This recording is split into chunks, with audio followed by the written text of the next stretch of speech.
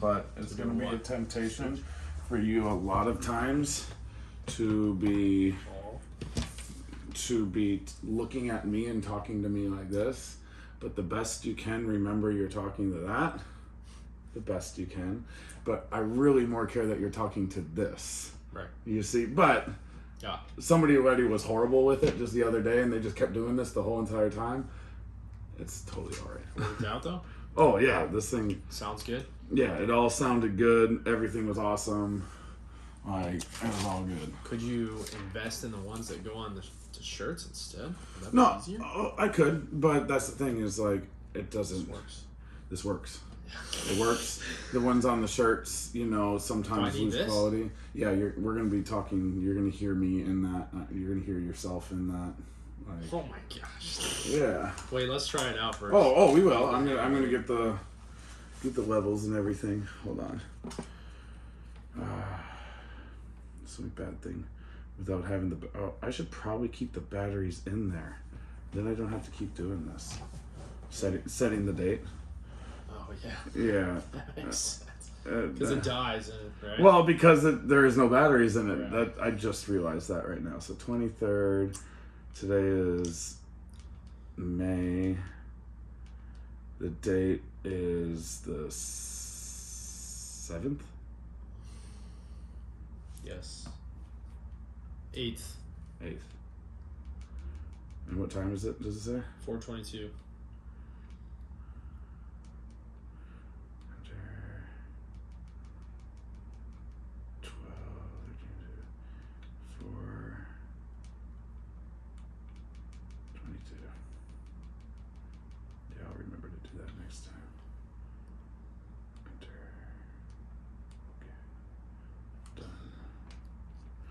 Alright. So that's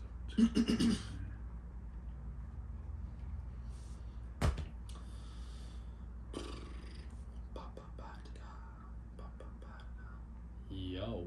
Yep. Yo. Is it like? Oh wow, that's really cool. Yeah. Well, you know, and I can put the gain up and all that. That sounds really clear and good. I like it. But like, it doesn't have to be that high up.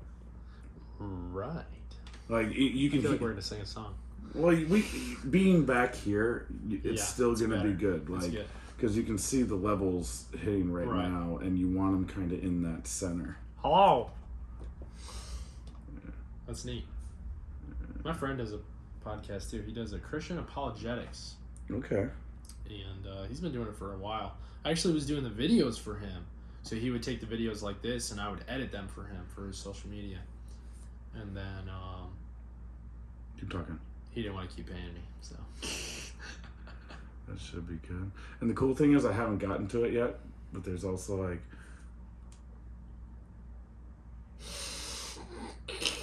you know, like you can record your podcast intro. And welcome to the Y2 Fitness podcast. You know, Y2 Fitness. You know, like you can record those things there. Yeah. I just haven't. You know, super cool. So yeah. Have you had this, or did you buy this? I bought this, and was it expensive? $150. $150. These are like $100 microphones. That's a $30 headset. This is an $80 headset because I've had this. Yeah. You know, it's not that bad. Can I take a picture of it? Yeah. I'm gonna send it to my buddy because he was doing the pod place. You ever heard of it? You like go to the place and he paid like a membership. Okay. And he would do all the podcasts there. Yeah. And they would record it, post it, and videotape it all for him. But he had to pay, the monthly fee. Let's see here. Cool. Boom. All right. I think we're good. You should be good in there. Excellent. Yeah. That's just me, I think. Yeah. All right. We can start. Just. Here's a little too high up. Okay, that should be good. All right, that should be good. Speak. Sounds good to me. All right, let's do it. And I'll be able to edit all that type of stuff too.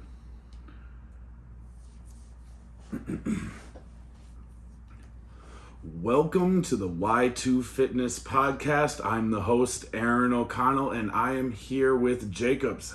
Say hello, Jacob. What's going on? How's everybody doing today? Excited to be here. Thanks for inviting me, man. Oh, it's a pleasure. Well, Yes. Let's just jump right in and just talk about... Let's dive in. Yeah, let's dive in. I like what you're doing there. Go. Well, just what is your business called? Superhero Swim Academy. So... Yep, and I invited him over here because this guy right here is, let's just say two things. A, he's an excellent instructor, swim instructor. Swimming, let's just say it, I'll say it, is probably one of the hardest workouts there is. Especially the bigger you get, the harder it is. I agree with that. I know I struggle, but also he's amazing with kids. I like to think so. I know so. And Thank you. I'll even throw it in there. It's almost like Proverbs. There's two things, no three.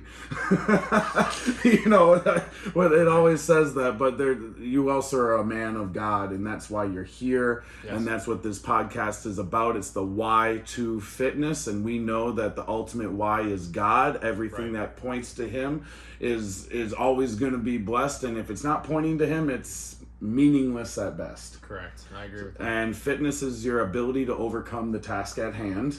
Right. And the task at hand is learning how to swim, teaching kids how to swim. Right. And so let's just dive right in and just give us an overview of what the Superhero Swim Academy is, where you're located, and how it functions. Well, Superhero Swim Academy is based in South Florida, right? So we teach all children ages 2 months and up. We work with all kinds of different children. We work with special needs, autism, anything and everything. Anybody who needs to learn how to swim, adults too. Anybody who needs it, we can do it.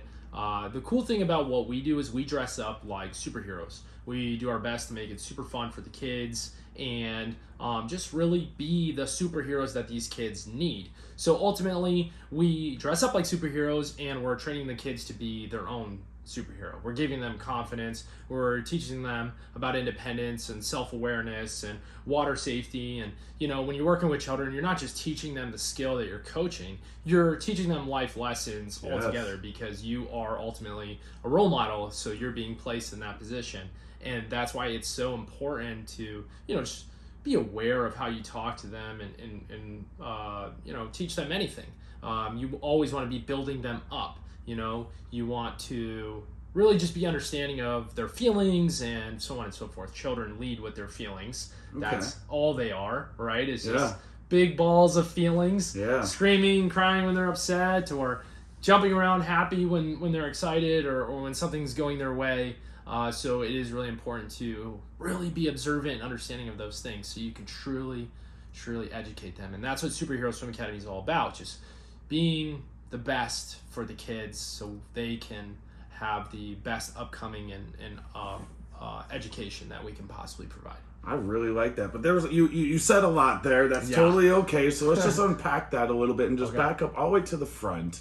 And you said that you dress up like superheroes. That's right, yeah. I really like that because it reminds me of, like, in the Bible, it says, and Paul was saying, I become all things to all people just so I may win some souls for Christ. Right. So, and he says that in the context of when he's around the Jews, he eats and does the traditions like the Jews do. When he was around the Gentiles, he wouldn't observe those laws, and just so he could then become like them to win them over. And it's almost like, I'm showing you love. I'm becoming what you want me and what you are easily going to accept. Right. So then I'm not just here on my own agenda, and then you're just going to be that much more likely to listen to me, to what I have to offer. Right. And that's almost what you're doing with these kids. You're showing up as a superhero. Right. So you're not just some weird dude that's like, all right, come over here, do this, do that. Right. No, you are showing up in a way that is relating to them, just like you got the superheroes behind us right now.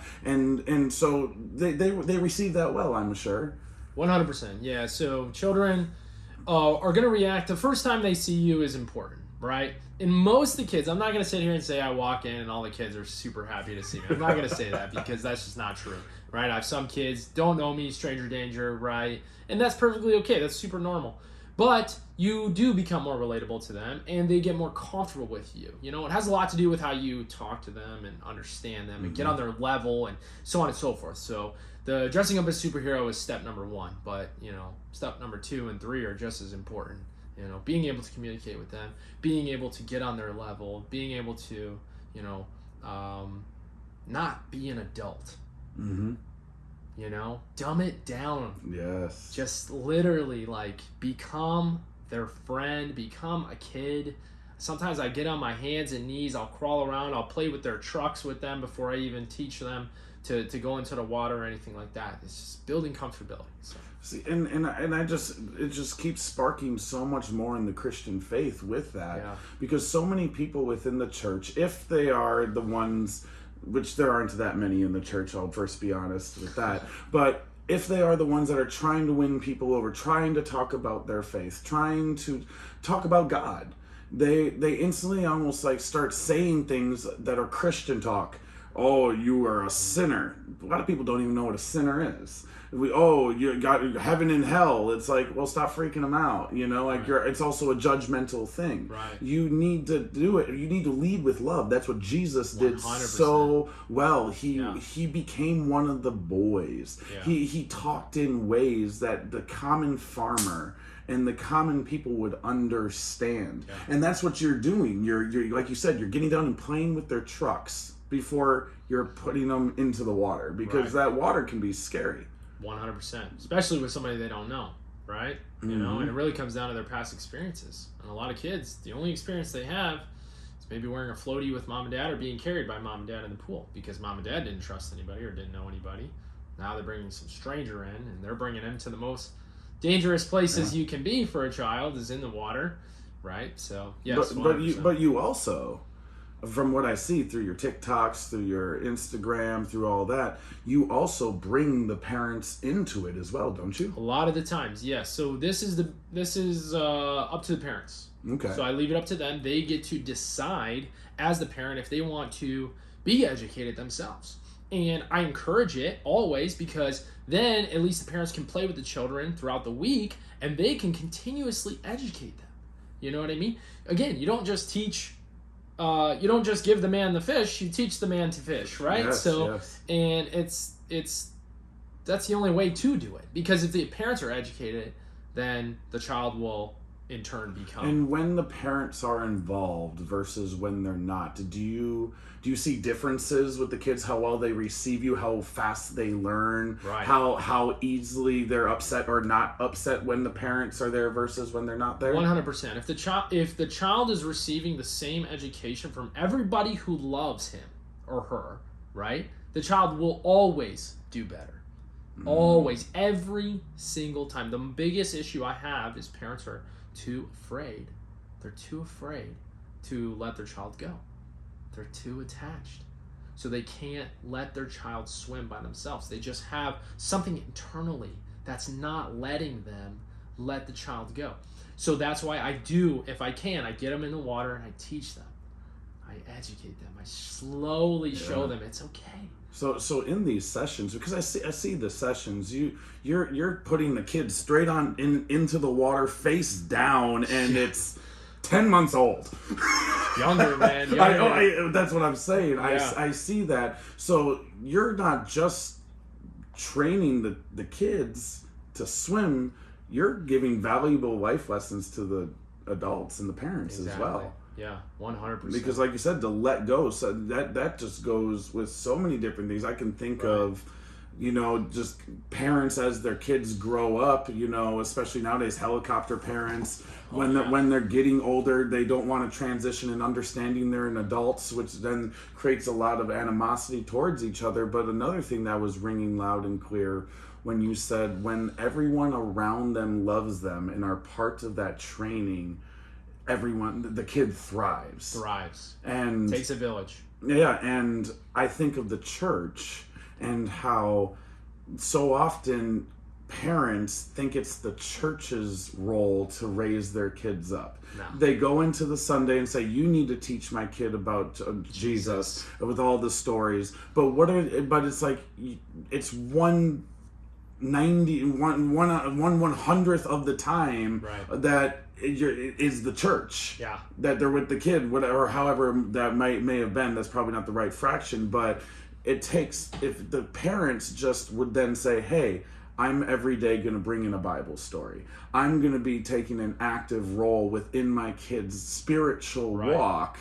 That's going to probably be the difference between the kid that all of a sudden turns 18 and doesn't want anything to do with the church, or the one that actually thrives and goes into that next level. And desires to want to learn more about God. Yeah. And that's what you have to create and build, you know? So what would you say, well, let's just put a hypothetical situation in there. Okay. Let's not start as young, because I know, what's the youngest you 2 months. 2 months. Wow. Well, let's actually start there. Let's just, because I'm sure my listeners right now, I've seen a little bit, and I know I was super interested, and that's why I actually searched it out, of what are the steps that you would get a 2-month-old to go through to start getting used to the water, the acclimation to the water, to then be swimming by, like, I don't even know how long it would take a 2-month-old to go from getting acclimated to the water to, if it fell into, or falling into the pool, at least going onto the back and going and saving it, not being drownable. Right. So if a parent were to call me and they have their 2-month-old, the first step is really breaking down the parent. Because again, this is the number one thing. And that's why if I can get a child this young, it's a completely blank slate. There's probably zero chance that baby's been in the pool or been in the water. Because usually they bathe them in the sink or something like that, and they don't put them in the bath yet. They're very young, and obviously very tiny at this age, right? But there's nothing wrong with the baby being in the bathtub. There's nothing wrong with this. You, as a parent, can get into the bathtub with the child, and this is where I start. So if I can get a parent with a child this young, I'll get them in the water. I'll have them floating with the child in the water, and that's step number one. So now a parent is becoming more comfortable with their baby being relaxed in the water, and the baby is truly becoming acclimated from day one. You are basically breeding them into swimming, and that's what it's just like teaching a child to walk and crawl or anything else, roll over. If people start from day one the process of swimming, your child will I don't want to say 100%, but like there is a very, very high chance your child will be completely swimming by 1.5 and done. And you won't need to even do swim lessons. You skip that whole part. Yeah. But the real issue is people are so afraid that they don't get their child in the water till maybe 2 or so. I mean, some people take their babies in younger, but they instantly put them in floats, and then they float around, and that's safe and whatever, and it makes sense, right? But anyways, you get a 2-month-old, you get them floating, you get them drizzling water on their face, and you continue to break down the parent, continue to educate the parent. Parent doesn't really need to do anything else until a child's like 3 or 4 months old. When the child starts to get used to verbal conditioning drills, that's where we drizzle water on the forehead. Then we can start putting the child underwater, starting really basic rollovers, and so on and so forth. And that drizzling of the water on the head is for them to learn how to hold their breath? Correct, yeah. So it's a breath control drill, and what I like to do is I call it verbal conditioning. I did learn it from another instructor who's located in, I believe, England. He's a much older instructor, and that's actually how I learned to teach babies. I was just watching him on YouTube, and then putting his videos to the test. And I got to try it out, and so on and so forth. But yeah, so you say ready, set, go. You take a deep breath, and you always do it in front of the baby, and then you just drizzle the water right on their forehead, and you only do a small amount as they're new and young. You do not want them to drink the water, so it is important that you're careful, but initially that is how you would start. Yeah, for sure. And we know that element of trust is just so huge, just within the Christian community and just in swimming, because we need to learn to trust the Lord, who is our Father, You Right. know, and we're the position of the little babies. We are the little We are the babies. little babies. We are in the water, and so many Christians are just stuck to the side of the. So scared. Stuck to it. Won't even get in. Maybe just putting their feet in. Maybe Won't put they their face under. Won't put their face under any of that stuff. Yeah. But there is an element of trust in our Father that He is Right. always going to have us, because Psalm 46:1 says, "God is our refuge and strength, an ever-present help in trouble."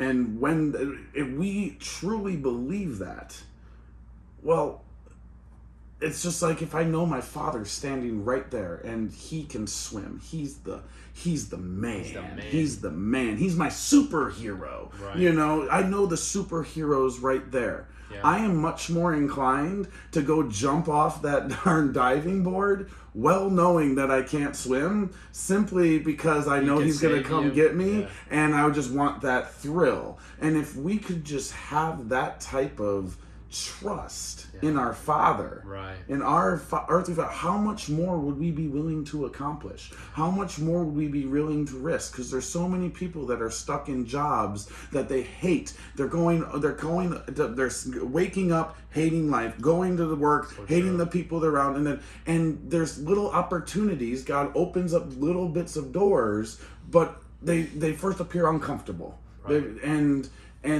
But they may be praying on it, whatever it may be, to break up with the boyfriend, so they can actually go get into another relationship that honors God. Yeah. To distance themselves from friends that are bad influences on them, but they know, they sit there and go, well, I then won't have any friends. That fear. But if we know that we can trust our Father and give us ever-present help in trouble, you know, that right there is going to be the difference of being able to jump in, to be able to go and do those things. Yeah. And I think it also is so important, like you said, the earlier you get the child to do so, it's almost like you breeded them in the water. Exactly. And that's the same as with Christianity. The earlier you can start teaching your kids, showing your kids how you act, what you do, what you believe in, the more likely they're going to be following Christ. Exactly.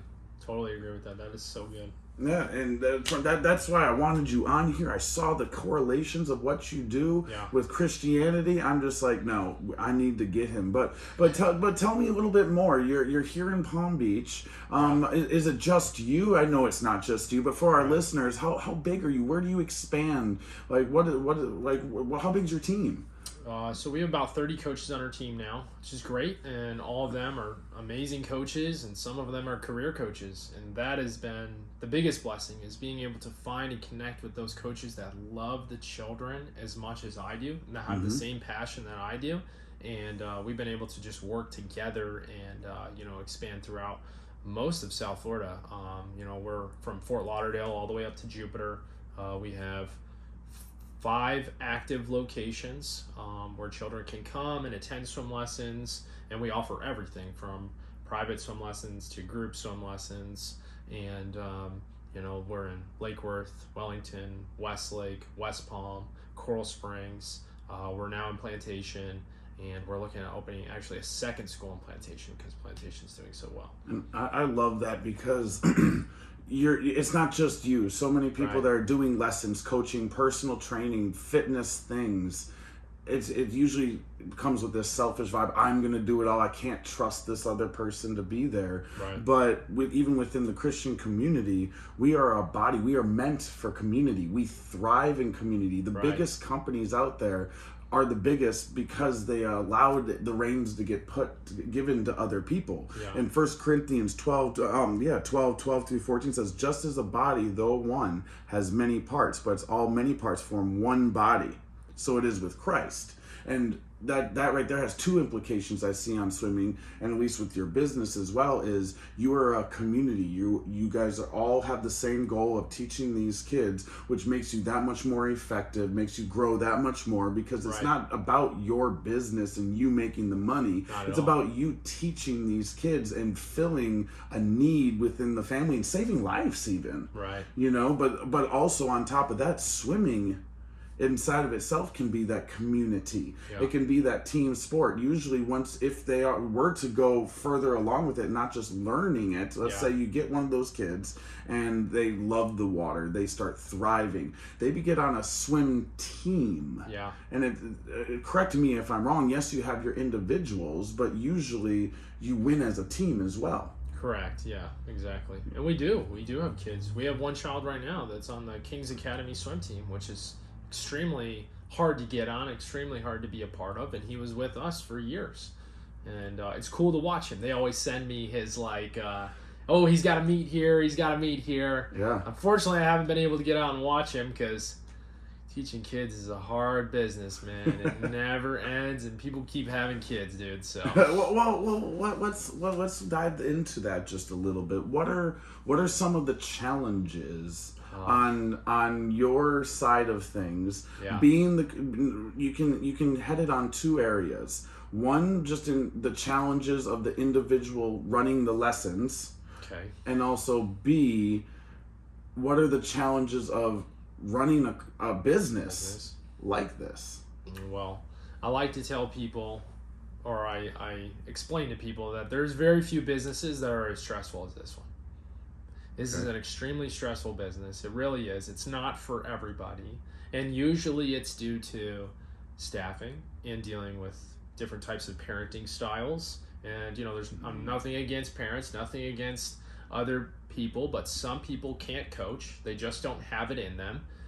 Kudos to them for trying, right? But it's just not for everybody. Some people can't handle being in the water that long. Some people can't handle screaming or crying or how to calm a child down. Some people just don't have the skills or capabilities to do that, and that's perfectly fine. And then some parents can't handle certain styles of teaching, or they just don't feel like their child is ready, and so on and so forth. So when you're dealing with parents, you're dealing with the one thing they love the most, and that's their child. The one thing that they're obsessed with the most, and that's normal. That's their child. They love their child. It makes sense, right? But because of that, we have to either, if they're upset about anything or their child is a little bit sick and they cancel. Anyways, it's a lot of moving parts, especially overseeing as many locations as we do. Again, I have very trusted coaches. Again, I have career coaches who are extremely valuable and who love it to the point where I know that the kids are safe with that coach, right? And that's great. But because you deal with so many different clients and parents and people, there's just so many things that can change on an instant. So every day when I wake up, I wonder what is the new issue that's going to happen today, if it's already not on my phone. Yeah. If I don't already wake up to the issue. Yeah. Which happens often. I'll wake up and there it is. And now I have a problem that I have to deal with, and that could take me 3 to 4 hours based on whatever it is. So a lot of putting out fires. It is extremely difficult business. Extremely difficult. Now, again, I have the best team probably in the world. Okay. I would say that 100%. Yeah. My team is amazing. They are hardworking. I love them each, and they are all like my family. And we're learning new systems because our team is growing so quickly. We're trying to learn how to communicate better. Okay, how do I make sure that this director knows this and this and this and this? And it's so many moving parts for me. I can't remember all the things they need to know. So then there's just a lot of hurdles and a lot of new stuff. We're still new. We're only 4 years old. Yeah. Right? And so as you grow, you have to put new systems into place, and you have to find what systems work for you that aren't going to be too expensive, and so on and so forth. But as for like individual coaching, like if I were to go through what are the struggles with individual teaching, it's trying to understand how the parents want the child to learn. That would be my biggest issue. And again, this is another reason why I like only teaching babies. I really don't teach like kids 1.5 or older anymore. My other coaches do. Yeah. Right? But for me, I know if I get a baby, I'm not going to really have any issues with the parents because I'm the first person they know. I'm going to educate the parent on how I think the child needs to learn. Should be no issues. If we get a 3-year-old who's already had lessons before, they didn't like the last coach because the coach was too rough. Now they come to us and I teach similar. Now there's a problem. Yeah. So, we have to understand how the parents want the children to learn. Right? So if I have a parent that wants their kid to be water safe in 1 month, okay, now this is going to be a different type of lesson. This kid's going to hate me, and Yeah. that's just how it is, right? Ah. And there's certain situations where I can see where that makes sense. I have a family right now. They live in Boca. They live on the water. He lives on the inlet. He's got a pool. He does not have a pool fence, right? The kids are 1.5. They're walking around. They're little men. Mm-hmm. You know, they love everything, and they love in charge, ready to go, running against walls, Yeah. jumping on everything. Right. So those kids are getting survival lessons, and for a while I was their least favorite person. You know, they saw me and they instantly started crying, but they both can flip and float. They're both having fun now. It just took them a while. So, and then I have other kids. Parents don't want their kids to cry at all. Yeah. Okay, now that situation, that's different. Now I have to bring parents in the water. I have to teach sometimes from 10 feet away. Because if I get too close, the child will think I'm going to take them or something like that. So, and also, I'm a man. I am a man. That makes my job a little bit harder. People don't realize that, right? Children relate to women a lot more. Yeah. Women have a motherly instinct. Nurturing. Yeah, exactly. Now, there are some female instructors that are tough. Don't get me wrong. Like, there are some mean instructors out there. But what I'm getting at is, you know, these are the hurdles that I see as a male instructor every day, and so on and so forth. You know, it really always comes back down to the parents. Okay. So let's now turn the tables a little onto you personally. How do you decompress from that? What do you do to either, like I said, decompress from it after a long day or a hard, rough day, or how do you prepare yourself for this? What are things that you do to stay so level-headed, to stay above the game, above, like ready to go? Well, that's a great question for one, and that's a really tough question because I don't even know if I have an answer for it. Okay. And ultimately, it's because, you know, I'll go through seasons where I'm just like, go, grind. I don't care. I can handle anything. I don't have too many issues, right? Then I'll crash. Because that's what always happens, right? Especially if you're not giving it to God and you're not praying it over every day and, like, you're not inviting Him into things. And it's not even because I don't want to. It's just because there's always something. Like, oh, I got to do this. And, you know, I do a lot of things, you know. And it's just my natural, you know, I don't know if it's a habit or it's not a good one, but yeah. Well, you know, the Bible says there's a season for everything: a season for planting, a season for harvesting, you know, seasons for rest and all that stuff. For sure. So that's one big thing. But as an entrepreneur, do you find yourself in that go, take on the world like pretty often, like that type of mindset compared to others around you that you know? Like, yeah, definitely. And I see this in my team a lot. So I put a lot of effort into my team. I want them all to be business owners one day. If they want to stay working for our company or they want to be a corporate person one day, that's great, right? But I treat each and every single one of them as if they're going to own their own superhero swim academy one day, right? So I constantly am building them up. And I notice that I'm always on them about things. I'm always texting them, hey, did you get this done? Hey, did you get this done? Did you do this? Did you do that? This and that, you know? And I feel like maybe sometimes they get annoyed, but then also I feel like maybe they don't realize how important it is to stay on top of the little stuff. Because as the little stuff builds up, then, you know, then it's just, again, you're going to crash, right? But as for me taking rest, I decided this year, and I did a little bit last year, but we have 5th weeks. So on 5th weeks, parents pay monthly for 4 weeks at a time. Typically, most months have 4 weeks. But if they have a 5th week, I will take that week off, and I won't teach any lessons. But being the owner means that there's always something. Yeah. There's always something coming up, and like even Mondays are my days off. Usually it's stocked with just meetings all day, and train. We just started teaching an instructor in North Carolina.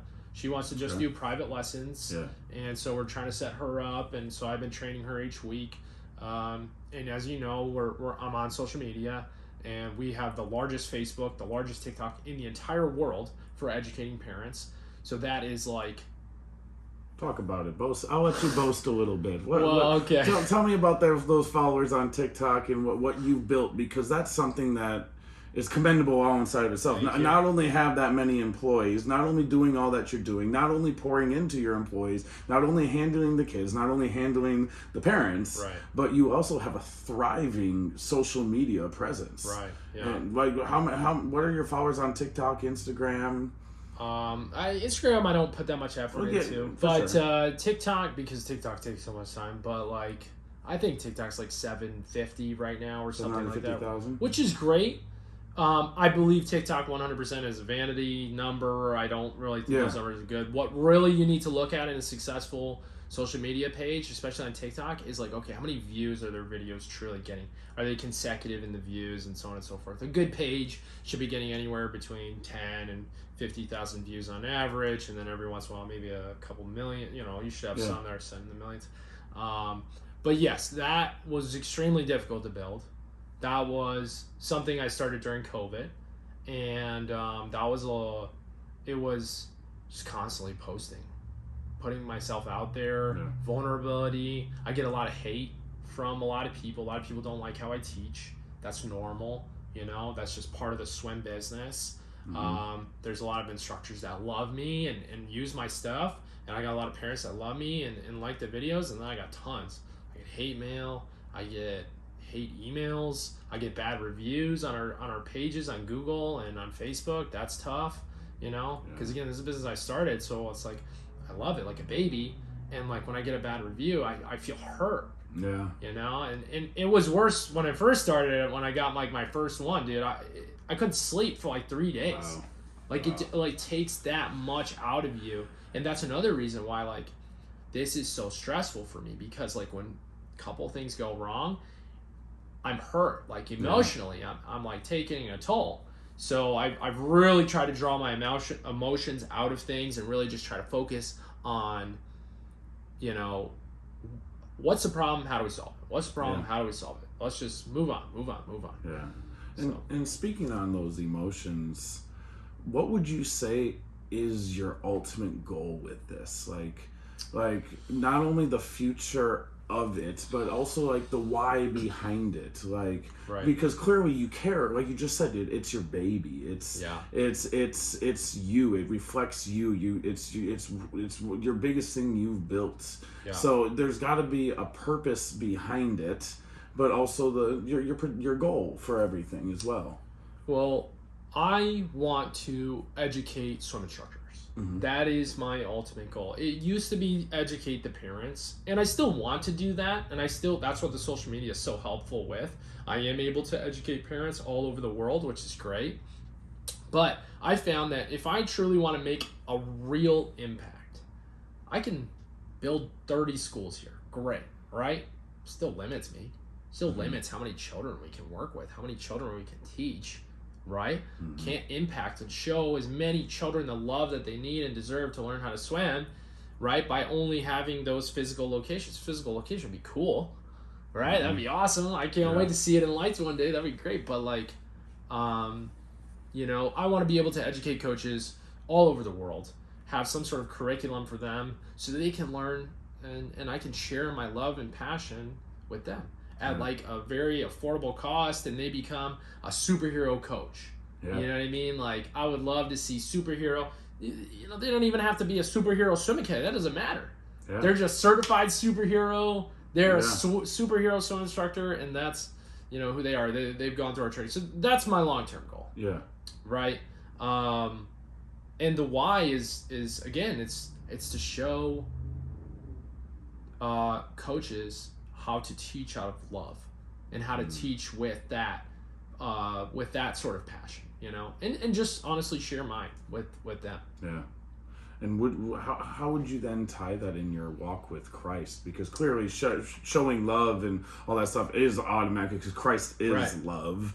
But how would you say you tie that in? I know it's not like, oh, I'm going to be preaching the gospel here and there. No, because quite frankly, that's not what we're really called to. We're called to just love others and be so good at what we are doing that we stand out. That's so many people believe they can only serve God by, like, in the church as a pastor, going and talking about their faith and all that stuff. But no, God calls us just to do what we are put on this earth to do to the best of our ability. Don't work for other worldly masters. Work like you're working for Christ. So then we can stick out so much, because you're sticking out. You just said you're got the highest following on social media. You're growing like a weed. You're doing things that no one else is doing, and it's causing this buzz. You're causing a buzz that I'm here interviewing you, and you get that message out. So how would you say that through this you are answering God's call? Well, again, another great question, and one that's extremely difficult to answer. I understand. Right, and it's because I see my work as my mission. Yes. Right, like most people do, that are Christians and believers. Right. I find that I can't really preach to these coaches or to the children. I can pray over the kids. That's actually how I teach. Believe it or not, I'll take breaks and I'll actually pray over the child to help me understand what the child needs, or so on and so forth, and just to bless their life and so on. Now, but I don't really know yet. Okay. And that's the truth. Like, I feel like if I can build a community of coaches like me with passion and love, and all I get to do is share with them, it's going to come from a place from my heart, where Jesus lives already, right? So Jesus is going to work through me somehow one day to talk to them all. And I don't know how it'll be. I don't know what it'll look like. But that is what I hope for. Right? Do you get people that ask you about your faith, or have those conversations been able to ever be sparked up? They have, yes. Not through the coaches community that I have set up right now, but through my staff. Okay. So now I have leadership meetings here at my home. We've actually only had one, but I was able to pray over all the coaches. I was able to pray with them. And then I was also able to get them to all write down so I was able to get our staff to write down their goals and their desires and the things they want out of life. And I got to see what kind of house they wanted, what kind of car they were looking for. Maybe did they want a different job in the future? So I was able to get to truly know them on a different level, which I had never done before. And then again, I was able to pray over those things with them. You showed that you actually cared. That is the most important thing you can do as a business owner, as an employer, is not just show you care, but truly care about them and build them up. You have to be building them up. And that, especially this new generation that wants higher pay and so on and so forth, right? So you have to give them that opportunity to be creative and to build them up and love on them and so on and so forth. That's how you're going to create loyalty and a great, solid business. No, that's awesome. So if you could give one piece of advice to the listeners right now, what would that piece of advice be? If you got a kid, start them young. No, for sure. Yeah, that's what I mean. That's the biggest piece of advice I can give. And if you're unsure, I mean, you brought this up earlier. If you're unsure about what you're doing in your life, if you hate your job, if you hate what you're doing, man, you gotta find something else. Whether you do it on the side for now until you can figure out how to leave your current position to go into it, you need to. You have to. You don't have a choice. Like, if you want to be happy and live better, stop looking at the financials. And that's the hardest thing I see, even with my team. They're all looking at, like, okay, how much money can I make? And I look at, like, are you going to get burned out? They're always like, can we work more for more hours, this and that? Well, I'm like, are you happy? Should you be doing that? Could you make more money and work less somewhere else? What if we did this instead? You'll make and then they sit back and they're like, oh, yeah, that makes a lot of sense. Can I share a quick story? Oh, please do. So actually, I just had a coach of mine. He's a younger guy. Guy's awesome. He's on it. He's got a lot of energy. He's super good with the kids. And his name's Jacob, too. We have the same name. Yeah. So I see a lot of myself in him. He's a little better looking than me, though, honestly. But no, but he's a great kid and super ambitious. And he came to me and he's like, Jacob, our director of our school just stepped away. She wanted to go into a different career, which is great, good for her, and we left totally on a good note. As she stepped away, he wanted to step up and be the director. Now, he's young, right? He's young. There's a certain way you need to know how to talk to parents. It's extremely difficult to be a director, right? It is a lot of moving parts and so on and so forth. So I sat him down. Well, actually, it was on the phone. I talked to him for maybe 30 minutes, just explaining to him on all the reasons why, or all the things that a director would need to do, right? And all the things I would expect of him and how long I would expect him to be in that position, like 2 to 5 years. I need some sort of real security. Yeah. And basically I explained to him, like, no, man, this is a job that's going to lock you down, right? Now, it's right for the right person, but he's young, ambitious, he likes his freedom, so on and so forth. Again, I see a lot of myself in him. That's the same thing. My dad would put all these rules, and I wasn't allowed to leave the house at a certain time. And anyways, I moved out as soon as I could, So as soon as I were to put those rules on him, he would have been the same thing. It would have been the same thing, right? So after the conversation, he said, Jacob, I never thought of it like that. He's like, you're right. I want more freedom. I want to have freedom to make my own schedule and control this, and I can make money over here doing this. And he decided like that was the best plan for him. So again, I took the time and broke it down for him, and he truly understand because the pay looked exciting to him. Yeah. That's a good pay. It's salary. Yeah. It's paid time off, vacation time, sick time, things like that, right? Benefits. Yeah. But ultimately, his freedom was more important to him. So then when he saw that, then he chose that path instead. Which that's just a whole another podcast inside. Right, of yeah. Inside of itself of really understanding what you want and really looking towards the length and the long-term outcome of things, and not just grabbing the next shiny thing, that instant gratification, not getting the job that pays you well, but you're not, to really sit down and understand yourself. Yes. But also, as a Christian, sit down there, give it to God, and say, Lord, what have you created me to do? What have you put into me? What are the gifts you've given me? Right.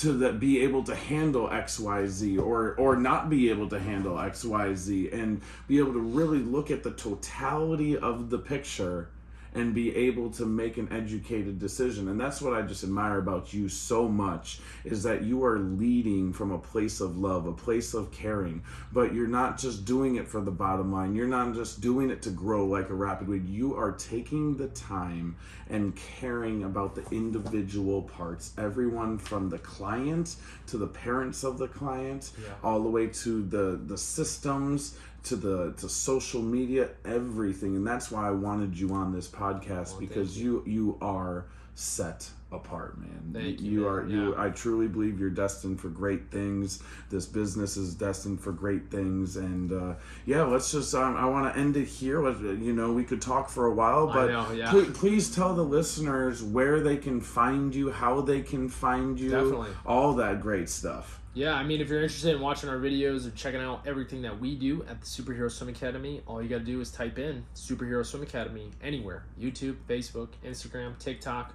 We are everywhere. Working on LinkedIn. Working on that right now. But you can check out the videos and see a little bit about how I teach. It is a lot of videos of me. So Superhero Academy, not the superhero. No, Superhero Swim Academy. Superhero Swim Academy. Yes. Awesome. Is that also a .com or? SuperheroSwimAcademy.com. If you want to see prices or sign up. All right. Well, excellent. Thank you so much for being here, Jacob. No problem, man. You're the man. Thank you, brother. Of course. Appreciate you, man. There it is. Cool, bro. That was fun. Isn't it? Bro, I could have talked all day. I know, we could, of course, but I also understand that was about 42 minutes, I think it was, or something it was like easy, that. Man. That was good. And you can sit there, but I know that I'm not Tim Ferriss. I'm not Elon Musk. I'm not Greg Rochelle. I'm not a published author. Yeah. If I had that name, or I start People getting that listen level, for then 2 they'll hours. listen for 2 hours. Yeah. But I try to cut it off around the hour or so. Unlike Tim Toomis will be a little bit different because he's planted over like 40,000 churches. Yeah, so You see, he started Journey. Yeah. He's gonna say stuff that is gonna blow people's socks off because like it's what he sees, it's what he does. Yeah. So like him, he gets a little bit extra time. He might get into 2, but like just 40, 30 minutes, 50 minutes, an hour. I think that's where the sweet spot is gonna be for me. Oh, it was fun, man. And it's fun. Like I want Did you stop recording?